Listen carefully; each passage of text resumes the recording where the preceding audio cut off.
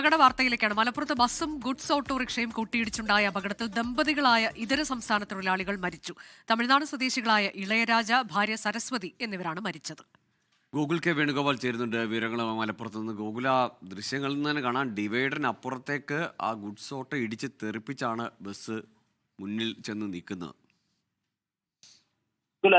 ഇന്ന് ഉച്ചയ്ക്ക് 1:55 ഈ അപകടം നടന്നത്. ആക്രി സാധനങ്ങൾ കയറ്റി പോവുകയായിരുന്ന ഗുഡ്സ് ഓട്ടോയുടെ പിന്നിൽ സ്വകാര്യ ബസ് ഇടിക്കുകയായിരുന്നു. കോട്ടക്കലിലെ കോളേജ് പടിക്ക് സമീപത്ത് വെച്ചാണ് ഈ അപകടം നടന്നത്. തിരൂരിലേക്കൊക്കെ പോകുന്ന ഒരു റൂട്ടാണ്. ഈ ഇളയരാജയും സരസ്വതിയും ഒക്കെ വർഷങ്ങളായി കോട്ടക്കലും പരിസര പ്രദേശങ്ങളിലുമൊക്കെ ആക്രി സാധനങ്ങളൊക്കെ കയറ്റി അത് വിൽപ്പന നടത്തുന്ന ആളുകളാണ്. പല സ്ഥലങ്ങളിൽ നിന്ന് ഇവർ സാധനങ്ങൾ ശേഖരിക്കും, പിന്നീട് ഈ ഓട്ടോറിക്ഷയിലൊക്കെ കയറ്റി വിൽപ്പന നടത്തുന്ന സ്ഥലത്തേക്ക് കൊണ്ടുപോകും.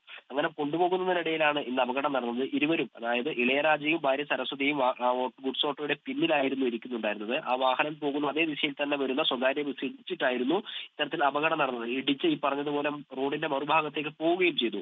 ഈ അപകടത്തിൽ പരിക്കേറ്റ ഓട്ടോറിക്ഷ ഡ്രൈവറായിട്ടുള്ള മജീദുണ്ട്. മജീദിനെ കോട്ടക്കലിലെ സ്വകാര്യ ആശുപത്രിയിൽ പ്രവേശിപ്പിച്ചിട്ടുണ്ട്. ഇരുവരുടെയും, അതായത് ഈ പറഞ്ഞ നമ്മുടെ സരസ്വതിയുടെയും ഇളയരാജയുടെയും മൃതദേഹം കൂടി ഇപ്പോൾ അവിടെ കോട്ടക്കലിലെ ആശുപത്രിയിൽ സൂക്ഷിച്ചിട്ടുണ്ട്. അനുജ, ഗൂഗിൾ.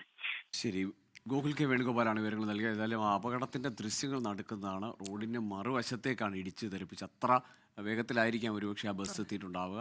ഏതായാലും വാഹനം തിരിയാൻ ശ്രമിക്കുന്നതിനിടയിലാണ് ഈ അപകടം ഉണ്ടായതെന്നും മനസ്സിലാക്കുന്നു.